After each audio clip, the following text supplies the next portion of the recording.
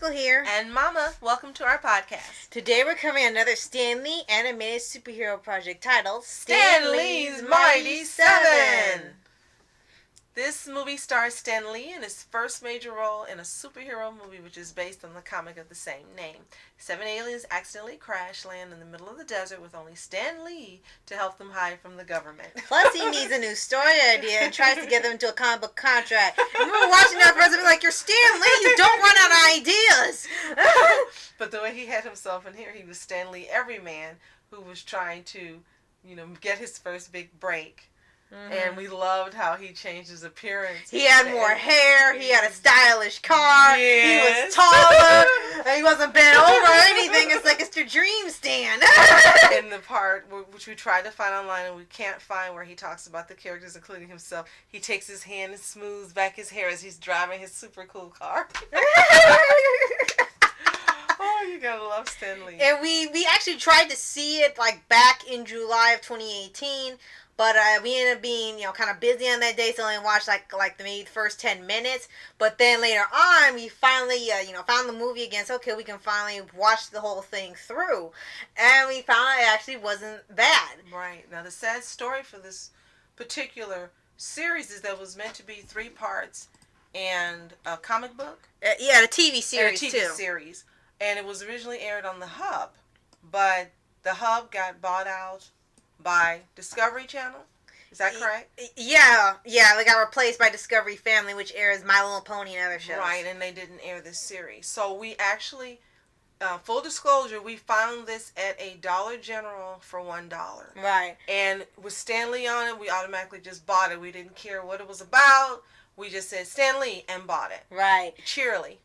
And when they first had the DVDs out, apparently they were always at Walmart or Sam's Club, so it'd be easier to find. Because seem to find a lot of animated pieces for good prices at Walmart. We seem to really notice that last time we had with Hey Arnold, whole series for $10. Right.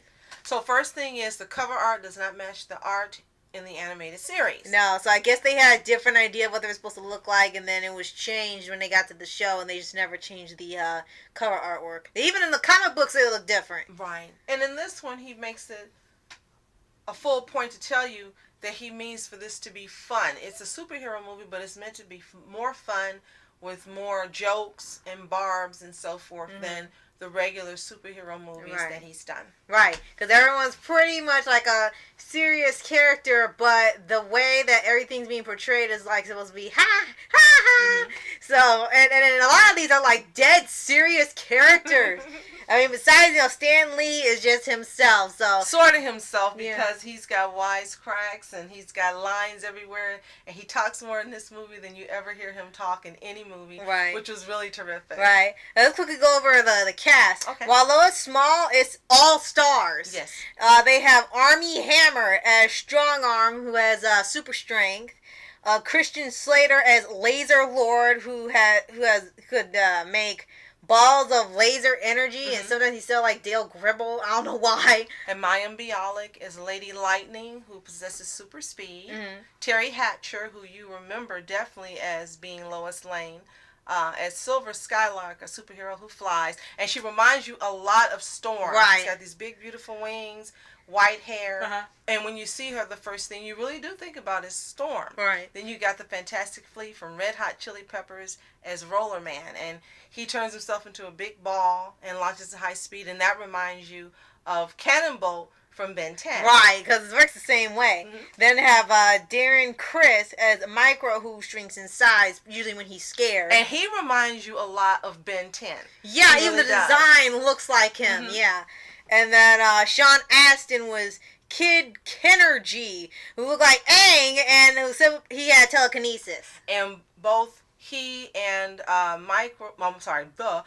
he and Micro are actually brothers. They're orphan brothers. Right. And then Jim Belushi was Mr. Cross, who was the leader of a covert operations military division assigned for UFO investigations. He was the bad guy, and we don't ever know if he becomes a good guy because it wasn't continued. Right. But in this part, he was the bad guy. And they gave him a metal arm like Winter Soldier. Don't you dare compare him to my Shiro! That's why I said Winter Soldier! I'm like, what's with you people on the metal arm thing.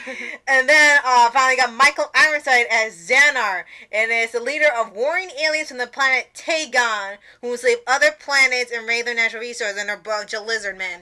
And there's a running joke in here that Stanley seems to have a thing for making lizard men villains, because in each story they had, when you saw a bit of his backstory writing comics, there's always somebody versus lizard people, somebody versus lizard. Okay, I guess you like having lizard people villains.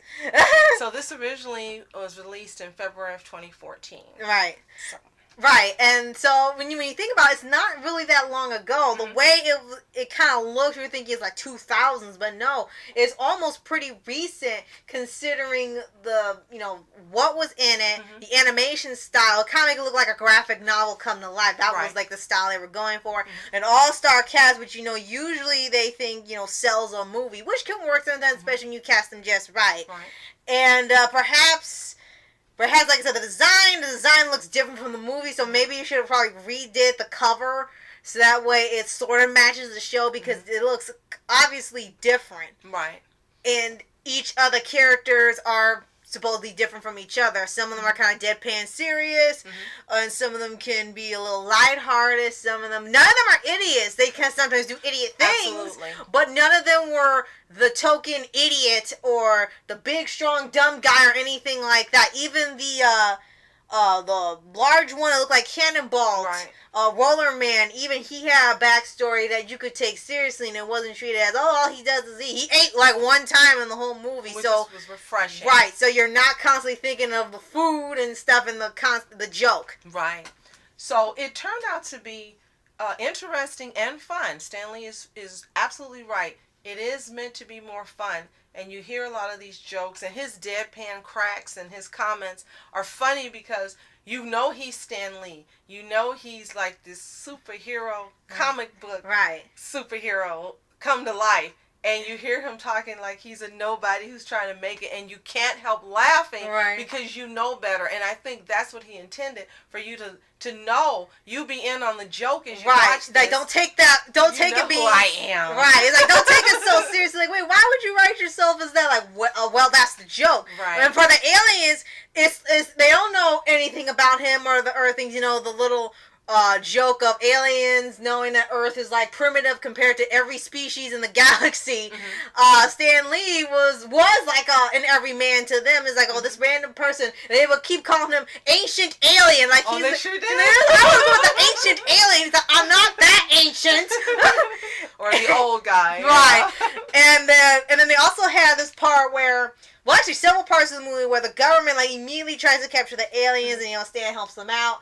And then they end up having to take Stan at some point in the movie to find out where are they. Right. And there was this constant joke in here that of all the comic book writers in the world, they had to get this guy. So I guess in this world, no one knows who Stan Lee is. Right. He's, like I said, trying to make an everyman comic book writer. And it just looked like, good grief, how many comics you got? It takes an hour for them to get up to date because he's written comics every single day. And they're the same plots. And it's like, how much more do we have? We're still in the 1960s. His memories. And like, if it was real life, the funniest part would be if it said, before we take you away, could you sign my comic book? Yeah. I would love like one of the agents that done that. Could you sign my comic before we take you away? I've always wanted to meet you. Right. Now, another part that was really funny in here is when he's taking them somewhere. And you probably remember better than I do because I was too busy laughing. And he put all these aliens in his car, and it's like, you're actually going to ride with this old guy? Yeah. Right. And they're like, no, I'm not riding with him. Right. A few of them went, and then the rest wanted to go on the up-to-date ship. Right. It's like, it's kind of like every other ship, so you're not really that far advanced, aliens. So the great thing about this particular series is that in the first part, which is usually unheard of, you get everybody's backstory quickly told. Right. You're not wondering about anyone's backstory. He had this wonderful way in this particular series that everyone's backstory was a small snippet. Yes. That completely let you know exactly why they were why they ended up on Earth, and they ended up having to work together. Right. And why they were the way they were, the attitude or the the anti-hero powers they were, or right, yeah, like if they were a little bit antisocial, they had certain fears, how they get the powers. This is how they are. They didn't have to go through a long explanation. It was just so you okay, you know about this character, you know about this character, you know about this, just enough so you're like, okay, you're okay until the next time when you're supposed to have more information. Now, the one person who had a longer one was Laser Lord, and because his coincided with the story, and right toward the end. And the two brothers, you kind of kept wondering what was going on with them. You didn't know they were brothers at first. And you were wondering why they were always together, why they they didn't want to separate. And then you get this small little backstory where you find out not only are they orphans, but one brother tells the other one, promise me that you'll never go away. Right. And then it's like, oh, and then it makes perfectly good sense why they are the way they are. Right. So it was, as I said, it was very well done. And it's just a shame that lots of people didn't get to see this one, because I think it would have fared very well. It's different from what he's done before when you think of all of the Marvel movies that we've seen. And it's different from a lot of the comic books that he's written.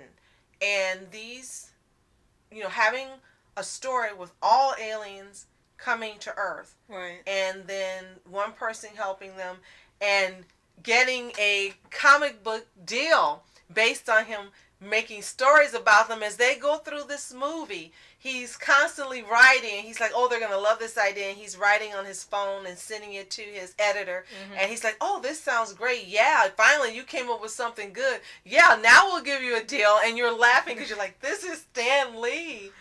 And then when he's submitting these ideas, well, what if we could do such and such a thing? And the aliens are like, why are you changing this? Why are you changing that? And then you've got the one who is with the silver lady, Silver Skylark, and she says, oh no, everyone complained, and Stanley was like, oh my gosh, everyone's complaining about the character. She says, oh no, I love it, it's great. And then she stops. She says, why do my thighs look fat?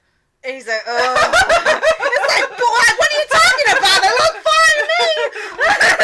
Yeah, everyone had a problem with how they were designed. I'm not, and like the one roller race, I'm not that big. It's fine. I'll shed a few pounds off. It was funny just how they kind of played off on how a lot of the comic books work, and when they're adapted into these things, like, okay, what do they change when they change the book? Apparently for Stan, everything.